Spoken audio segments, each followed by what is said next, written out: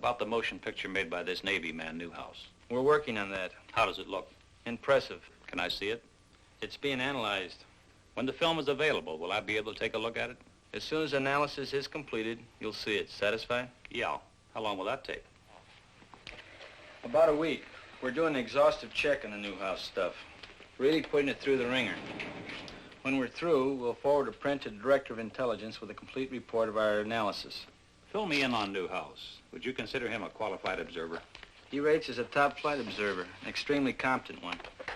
Immediately upon getting word of his sighting, we dispatched an investigator from Travis Air Force Base to interrogate Newhouse. The exact date of his sighting was July 2nd at 11 a.m., Mountain Standard Time. I was driving on U.S. Highway 30 South with my wife and our son Delbert and our daughter Ann. We were on our way from Washington, D.C. to Portland, Oregon on vacation before reporting to my new duty station at the Aviation Supply Depot, Naval Supply Center, Oakland, California. About 7 miles after we passed through Tremont in Utah, my wife noticed a group of objects in the sky which she could not identify. I pulled over to the side of the road, stopped, got out, looked up and saw the objects. There were about 12 of them in a rough formation proceeding in a westerly direction. They were like nothing I'd ever seen before, although I've logged some 2,000 hours in the air. They were identical in appearance. How would you describe these objects? Like two saucers, one inverted over the other. I had no means of judging the altitude. It appeared to me to be about the size of B-29s at 10,000 feet.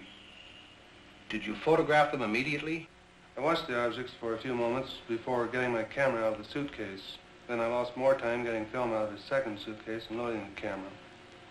When I first saw the objects, they were almost overhead. By the time I had the camera ready to go, they had moved to a considerably greater distance. What kind of a camera did you use? A 16mm Bell & Howell, Filmo Auto Loadmaster with the 3-lens turret. I selected a 3-inch lens and set it on f8 and focused at infinity. Did you think of using slow motion? No, the camera was set on 16 frames per second, and in the excitement of the moment, I didn't think to shoot at a greater rate, although that would have improved the coverage. I centered the viewfinder on the objects and made the first shot. Then I decided that if the sky were darker, the objects would show better. So I stopped the lens down to f16 and continued photographing. This proved to be a mistake, as the quality of the film would have been better had I left it at f8. Did these objects remain together in a group at all times? No. Toward the end, one object reversed its course and proceeded away from the rest of the group. I held the camera still and allowed this single object to pass through the field of view, picking it up again later in its course. Did this single object return to the rest of the group? No. I allowed it to pass through the field of view of the camera 2 or 3 times, and then it disappeared. In what direction? Over the eastern horizon. What did you do then? I turned, swinging the camera just in time to see the rest of the group disappear over the western horizon. What was the weather? The weather was bright and cloudless. Visibility good? The visibility was excellent. How does this film you shot compare with what you saw with your naked eye? You have studied the film. Yes, I've studied it. I'm very disappointed. The film falls far short of showing what I saw with the naked eye, due to the delay in getting the camera started and my error in exposure. If I'd had this camera in the seat beside me, loaded and ready to go, there'd be no need for questions. The Air Force would have the answer. What is your full name, please? Delbert Clement Newhouse. And you are on active duty with the Navy? Yes, sir, I am. What is your official Navy rank? My title is Chief Photographer. I'm a commissioned warrant officer, United States Navy. How long have you been in the service? 21 years. Now, is there anything you can add to the description of these objects? They had a bright silvery color. Can you describe some particular detail? They had a metallic appearance. They seemed to be made of some kind of polished metal. The Newhouse film, as I told you, is presently under analysis. Sergeant, would you get me the Fargo case? The Fargo sighting was October 1st, 1948. A National Guard lieutenant, thank you, a National Guard lieutenant was about to land his F-51 at Fargo Airport.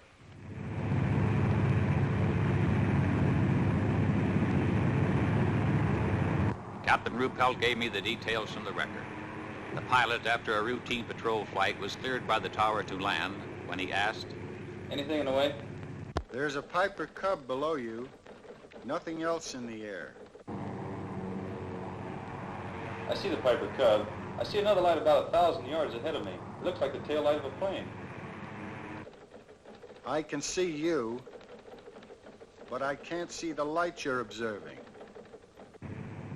the pilot told the tower he could see it and was going to close in and try to make identification.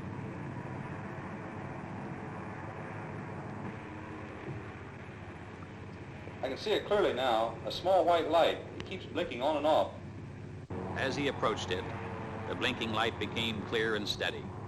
Suddenly, it pulled into a sharp left bank. I think this thing is going to make a pass on the tower. I see it now. I see it. The pilot dived on the light, and although he brought his manifold pressure up to 60 inches, he reported, I can't seem to catch up with the thing. It's gaining altitude and has just made an impossible turn. A 90-degree turn to the left. You're right. It's gaining altitude on you. And it's still in a very tight left turn. by that time they were at 7,000 feet, when, suddenly, the light made a 90-degree right turn. It's headed straight at me. The light passed directly over your canopy at, I estimate, about 500 feet. The object suddenly shot straight into the air. The pilot followed it to 14,000 feet when his plane went into a power stall. The object disappeared. The chase had lasted approximately 27 minutes. The officer in the tower was the airport traffic controller. The lieutenant was an instructor for the French during the Second World War. He said he was sure there was an intelligence behind the movements of the lights. He stated, too, that no earthborn pilot could have withstood the G-factor inherent in the object's turns and speed without blacking out. Was there radar at the field? No, there wasn't. Too bad. Radar would have made it airtight. Not necessarily. I thought a radar return was indisputable evidence. No, it isn't. Are you a radar expert? No, I'm not, but I have one on tap. Give me extension 361. We have a team of 3 radar analysts here in Air Phenomenon Branch. I want to talk to Wynn Swanson. All radar reports received here pass through this radar analysis division. Swanson?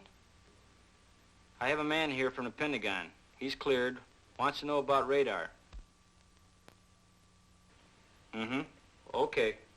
The field's socked in solid with fog, but he'll take you over to GCA.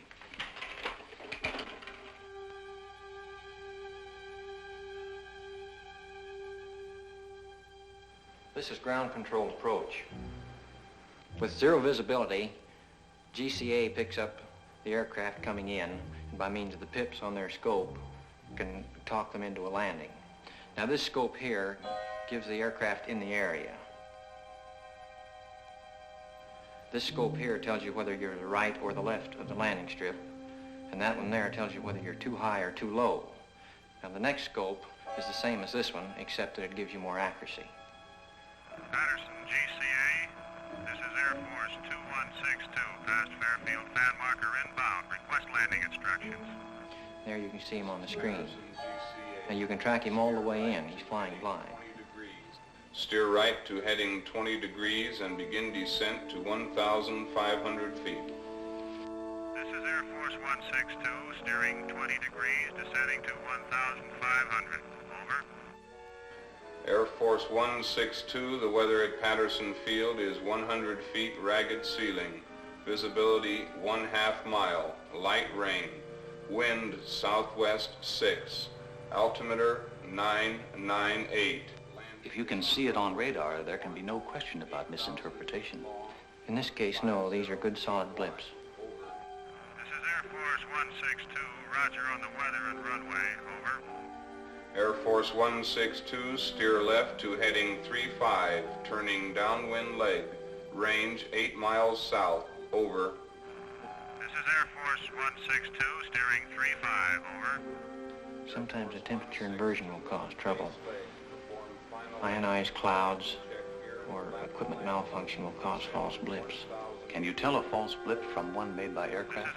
Yes, any experienced operator can tell in a minute or so. Air Force 162, steer left to heading 215. This will put you on final approach. This is Air Force 162, roger. Steering 215, over. Air Force 162, this is your final director. How do you read me? Over. This is Air Force 162. You are loud and clear, over. Air Force 162, roger. Your range is 7 miles. Slow aircraft to descending speed. Make final flap setting. Maintain altitude of 1,200.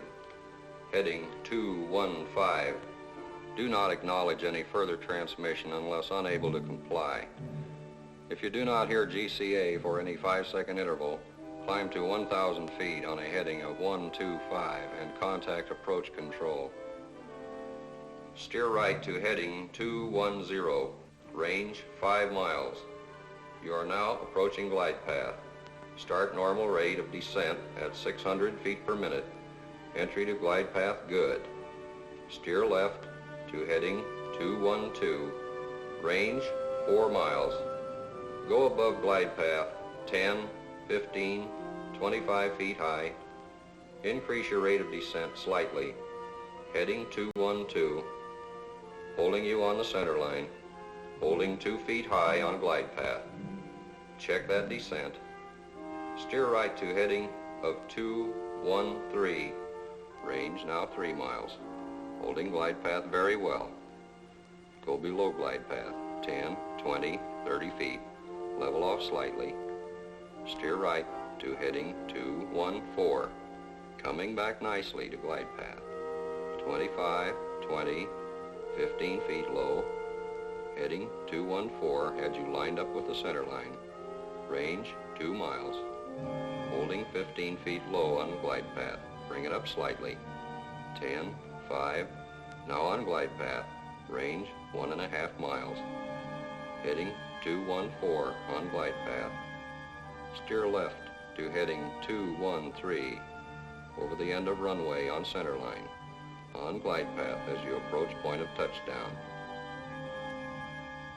Touchdown in 3 seconds. If you cannot see the runway, pull up and climb to 1,000 feet, heading 125.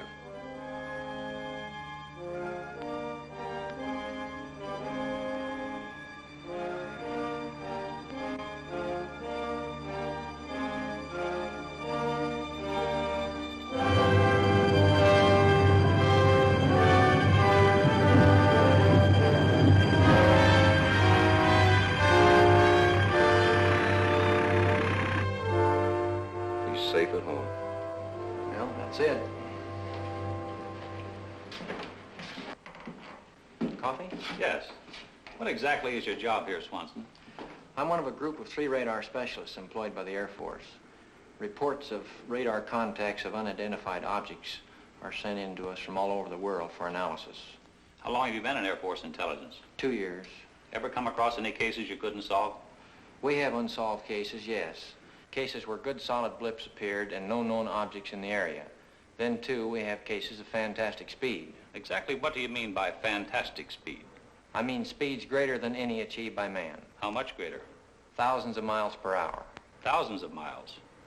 What's your idea of what they are? All I can say is unknown. You must remember that I've been restricted to only radar contacts. I have no experience with visual contacts. What do you think about the chances of these objects having intelligence behind their control? All I can say is I have an open mind. What do you think about the theory of interplanetary source? I have an open mind, period. I spent a full week in Dayton. I had hoped to see the Newhouse film before returning to Washington, but it was still under analysis by the Wright Field Photo Lab. When the analysis was completed, the film was taken by an Air Force courier and hand-carried to Washington to be viewed by the Director General of Air Force Intelligence. It is. All set, Major? Yes, sir. Air Technical Intelligence has reported that this film could not be produced under simulated conditions. Let's go. There'll be several feet of blank film before the pictures come on.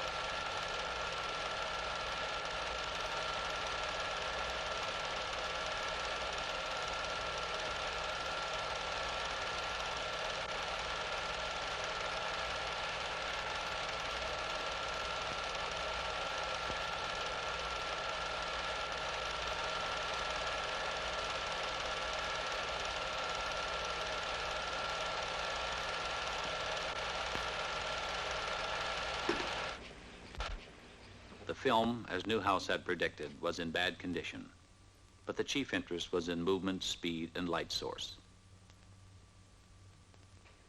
After a moment, the general asked to see it again.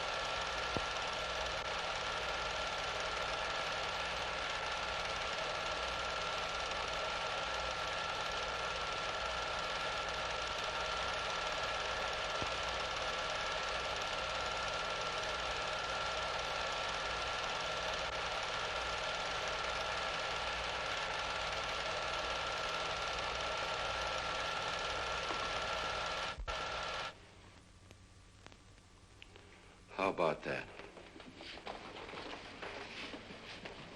Those were the only words spoken in the room. How about that? A few days later, Major Fournay had some news for me. We got the analysis of the Newhouse film from Air Materiel Command. What does it show? Not birds, not balloons, not aircraft, not faked. With the telephoto lens used, weather balloons within 5 miles distance could have been determined on the film. At a greater distance than 5 miles, they could not attain the speeds calculated.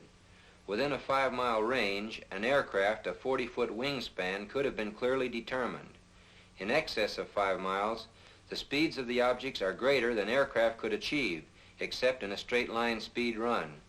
No bird is sufficiently reflective as to cause the film to react as strongly as it is done.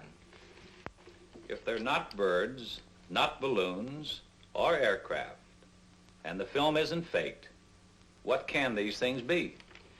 The official conclusion is unknowns. The Newhouse film was only the overture. A few minutes before 1 a.m., July 20th, 1952, the curtain on the first act of the Washington drama went up. The unknowns moved in for the first time over the national capital. I had always regarded myself as a man with an intuitive nose for news. So, through the first Washington sighting, while the saucers hovered over the city, I was in bed, sleeping soundly through it all. When I reached my desk that morning, we were flooded with newspaper queries. Telephones were jangling throughout the day. Irate editors from all over the country were insistently demanding more specific information. Newsmen from the wire services, reporters from local and out-of-town newspapers were hemming me in, belaboring me with questions for which I had no answers. For the first couple of hours, we at the press desk had a terrible time getting the story straight ourselves. But bit by bit, I managed to piece it together. There had been both visual and radar contacts. Andrews Field, the Air Force installation, had radar returns similar to those on the CAA radar. Jets had been scrambled in an attempt to make an intercept of the UFOs, but they had not been successful. The week after the Washington saucer sighting was a mad, chaotic one. The story was headlined from coast to coast.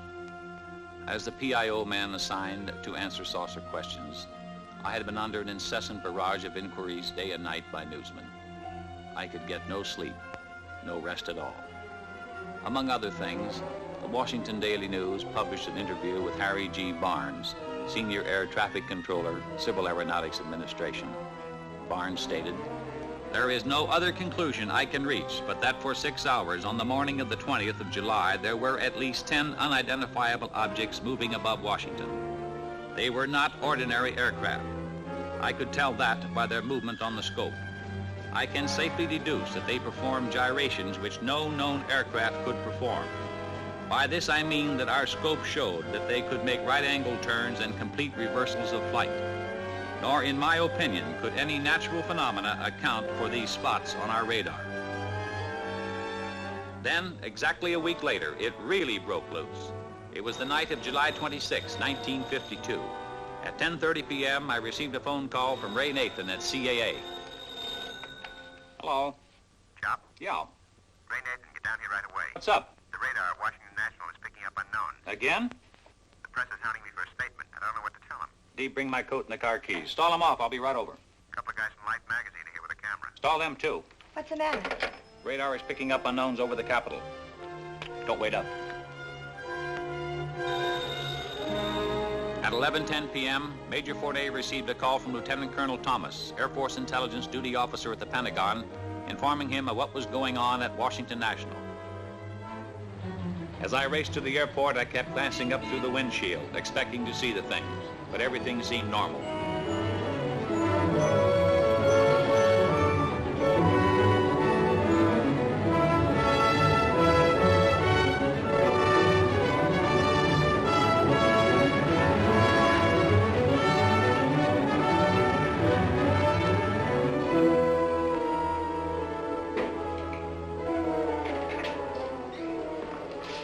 Am I glad to see you? They tell us we need your okay to get into the radar room. You can't get in, boys. I'm sorry. We want some pictures of that scope, Al. You can't photograph the scope. Why not?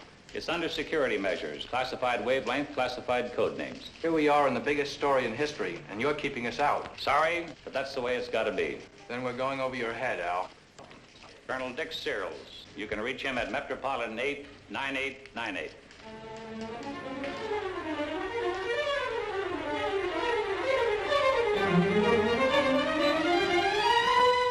Another one. Look at him go. One of them is an airliner. It's a slightly different shape. Did you alert the Air Force? I called Air Defense Command. What'd they say? They're scrambling a couple of jets. Same as last week? Uh-huh. Could this be caused by temperature inversion? Inversion? That is an inversion, and it's different than the ground clutter we pick up. Did you call the Air Force Command Post at Pentagon? No, we work through Filter Center. I'd better call them.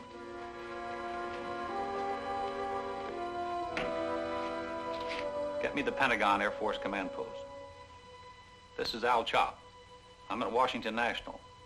Have you heard about the unknowns here tonight? We've been alerted. There's a blue flight on the way there right now. Okay. Washington Control to Flight 639, come in. Flight 639 to Washington Control, over. Washington Control to Flight 639. You're approaching traffic on your left. Can you see it? Over. Andrews Tower to Washington Control. We show an unknown just to the left of Flight 639. Flight 639 to Washington Control. We can see that traffic on our left, over. Washington Control to Flight 639. What does the traffic look like? Over. Flight 639 to Washington Control. It's a light, a blue-green light, over. Washington Control to Flight 639. Can you make out what type of craft it is? Over. Flight 639 to Washington Control. No. We can just see a light, a blue-green light, over. Washington Control to Flight 639. Roger, out. This is Bluebird 1 to Washington Control. Come in. The jets are coming on now. Washington Control to Bluebird 1. Change course to 225 degrees. Bluebird 2, hold your course. Over. Bluebird 1 to Washington Control. Wilco, out. Bluebird 2 to Washington Control. Wilco, out. They're gone.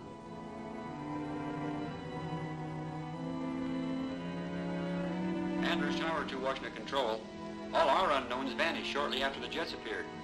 Do you still have any of the unknowns? Over. Washington Control to Andrews Tower. The same thing happened here. Out. Washington Control to Bluebird 1. All the unknowns had disappeared. You say those returns are the same as those you got last week? The same as last week. At this point, Major Fournet arrived with a Navy electronics intelligence officer. Gone? Like that. As soon as the jets came on the scope, the unknowns left. Bluebird 1 to Washington Control. We're going back to the base and refuel. Can't see anything around up here. Visibility is good. Over. Washington Control to Bluebird 1. Roger. Out. Were they good returns? Good returns. Has the set been checked for malfunctions? The radar equipment is in perfect operating order. They're back. Andrews Tower to Washington Control. They're back. Just as the jets left our scope. They dropped back in again out of nowhere. You got them? Over. Those blips are solid. They're good and solid. Washington Control to Andrews Tower. Same thing happened here. Get me the Pentagon command post. They're all over the scope. 2 in the northeast quadrant, 4 in southeast quadrant, 3 in southwest quadrant, 3 in northwest quadrant. Over. This is Major Fournet calling from Washington Control. Radar is picking up 14 unknowns again. The chief controller tells me the unknowns disappeared from the scope as soon as the jets came in and were picked up again when the jets left. The Navy electronics intelligence officer confirms that the unknown blips are good and solid. I recommend a couple of more jets be sent up immediately to investigate. Yes, sir. Andrews Tower to Washington Control. That's the way we had them.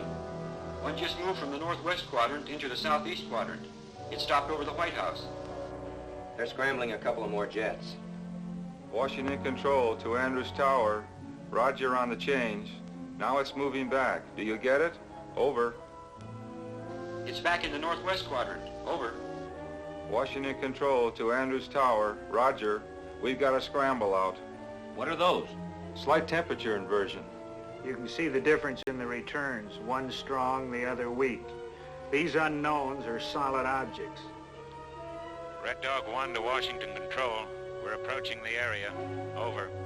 Washington Control to Red Dog 2. Change course to 265 degrees. Washington Control to Red Dog 1. Change course to 114 degrees. Over. Red Dog 1 to Washington Control. Wilco, out. About 4:30 a.m., Major Fournet received a long-distance telephone call from Robert Gina of Life magazine. He wanted permission for his people to interview the pilots of the first scramble at Newcastle. Major Fournet decided that under the circumstances, it would be wise for him to take the call. Washington Control to Red Dog 1. Change course to 315 degrees. Over. Red Dog 1 to Washington Control. Wilco, out. Washington Control to Red Dog 1. Come in. Red Dog 1 to Washington Control. Over. Andrews Tower to Washington Control. Our scope shows Red Dog 1 is right in the middle of the unknowns. Washington Control to Red Dog 1. Can you see anything on either side or to the front of you? Over. Red Dog 1 to Washington Control. Can't see anything. Wait a minute.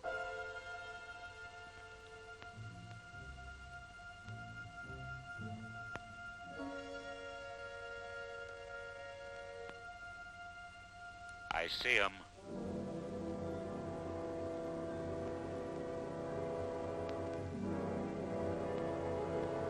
Yeah, I see him.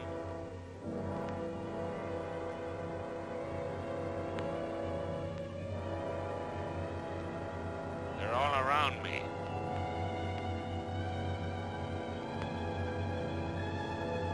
They're moving in on me.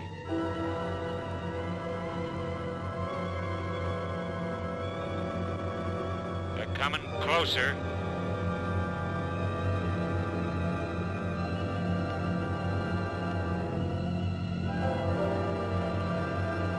They're coming closer.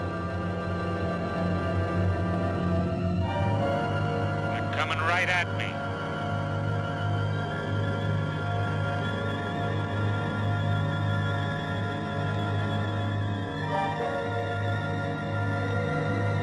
Hold it.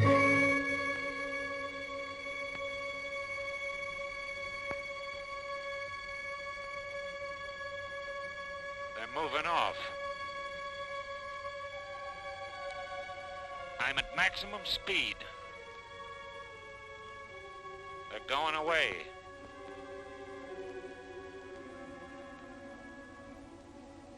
They're gone. I can't see them.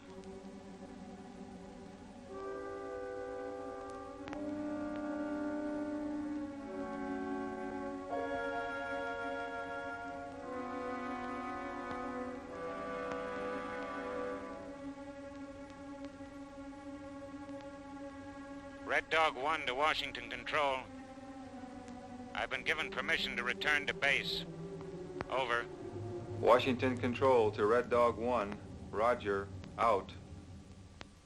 At 6 a.m. that same morning, I called Lieutenant William Patterson, the pilot of Red Dog 1, who had made visual contact with the unknowns. He could add nothing more to what he had reported to us over the intercom. Later that same morning, the White House placed a call to the Pentagon. Captain Ruppelt, who had flown in from Wright-Patterson and who was only beginning his analysis of the sighting, got the call from the White House. Yes, sir. It appears to have been caused by temperature inversion. Yes, sir. We've had cases where radar blips have been caused by temperature inversion. This was Captain Ruppelt's report to President Truman. But Captain Ruppelt had not been present at the Washington sighting. It wasn't until later that he learned there had been both visual and radar contact with the unknowns on that night. On Monday morning, an avalanche of calls from newspapers throughout the nation jammed the trunk lines at the Pentagon. The relentless pressure continued. We admitted radar contacts from the 3 surrounding airfields. When did the saucers first appear? 9 p.m. How long were they under observation? 6 hours. How many were there? 14. Could the pilot see any details? No.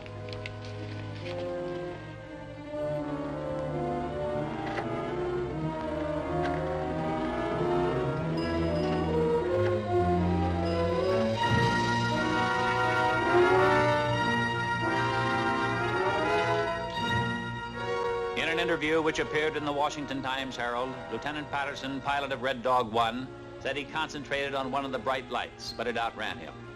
I tried to make contact with the bogies below 1,000 feet, Patterson said. I saw several bright lights. I chased a single bright light. I was at my maximum speed. I ceased chasing it because I saw no chance of overtaking it. Under the insistent demands from the nation's press and the accumulating pressure of the public, the Chief of Staff set up a press conference at the Pentagon. I was present when General Samford spoke for the newsreel cameras. The Air Force interest in this problem has been due to our feeling of an obligation to identify and analyze to the best of our ability anything in the air that may have the possibility of threat or menace to the United States. In pursuit of this obligation, since 1947, we have received and analyzed between 1,000 and 2,000 reports that have come to us from all kinds of sources. Of this great mass of reports, we have been able adequately to explain the great bulk of them, explain them to our own satisfaction. We've been able to explain them as hoaxes, as erroneously identified friendly aircraft, as meteorological or electronic phenomena, or as light aberrations. However, there have been a certain percentage of this volume of reports that have been made by credible observers of relatively incredible things. It is this group of observations that we now are attempting to resolve. We have, as of date, come to only one firm conclusion with respect to this remaining percentage, and that is that it does not contain any pattern of purpose or of consistency that we can relate with to any conceivable threat to the United States. We can say that the recent sightings are in no way connected with any secret development by any agency of the United States. When I left the Pentagon that evening, General Samford's words kept running through my mind. Credible observers of relatively incredible things.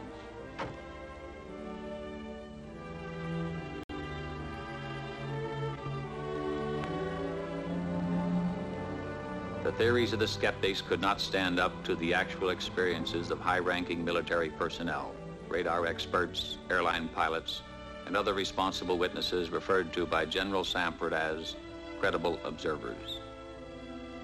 I started to walk through the streets of Washington, the words remaining with me, credible observers of relatively incredible things. I recalled, when I first joined the project at AMC, how I regarded with disbelief the whole subject of flying saucers. But piece by piece, the evidence had crystallized, until now, in my opinion, there was no doubt as to their existence. Now, so far as I was concerned, it was no longer a question of whether or not there were unknown objects flying in our atmosphere. For me, the only questions that remained were, what are these objects? Where do they come from? To me, the evidence indicated intelligence behind their control, and by now the belief that their source was interplanetary was no longer incredible.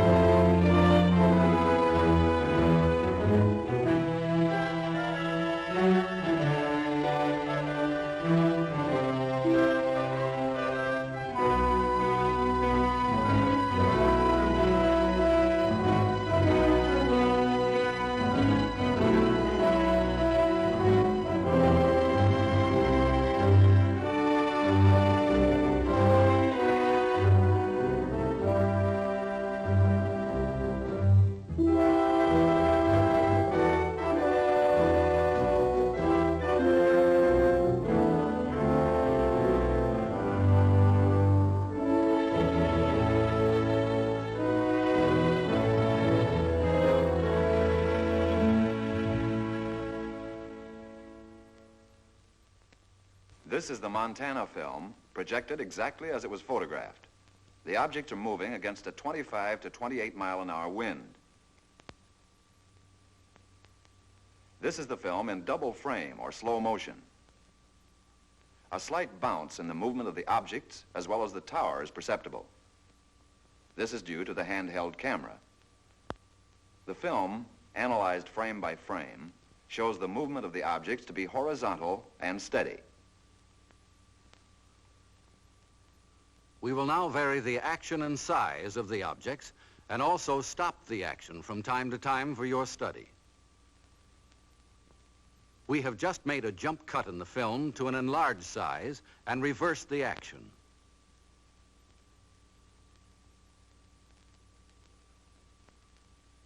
You are now seeing the objects exactly as they were photographed, but from a closer perspective.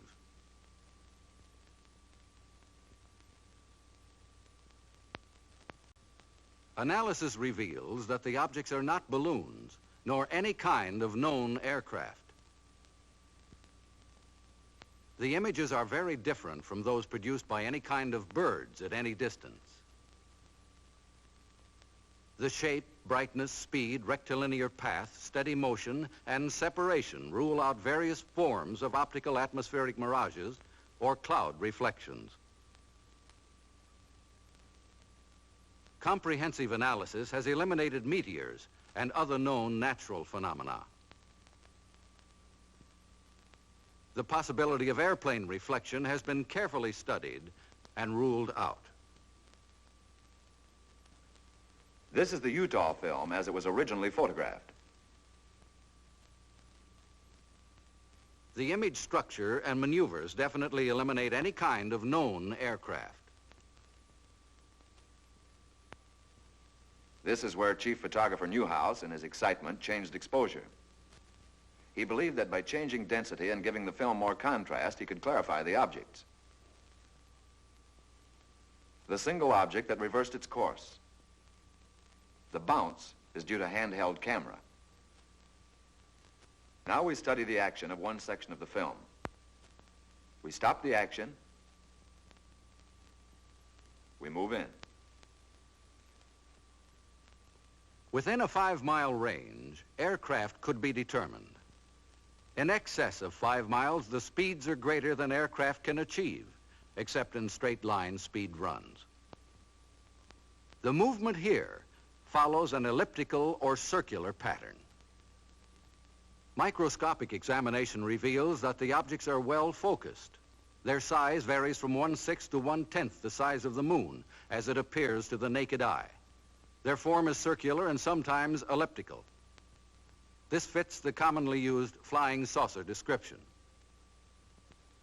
Observe the object in the upper left corner. We move in to study the action. The object upper left will go out of frame on widescreen projection.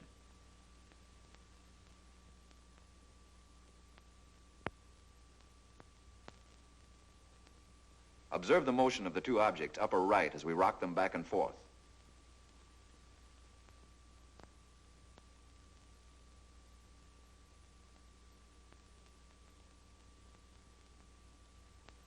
Now we move over and up on the frame to make a closer study of the object in the upper left corner. Examine this object closely. Compare it with those objects you saw in the Montana film. These films were taken approximately 2 years apart, hundreds of miles apart.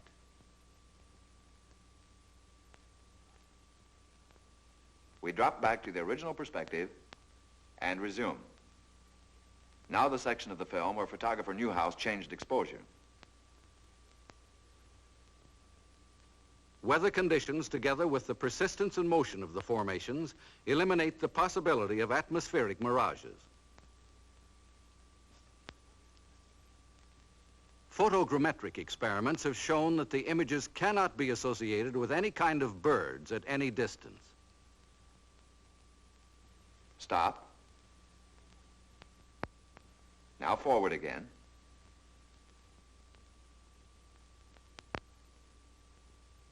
Stop.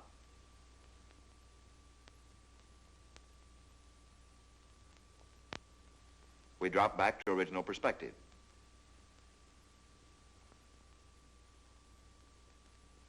Now once again, and for the last time, the Utah film.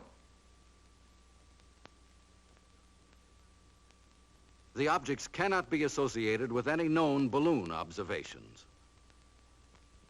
For the last time, the Montana film.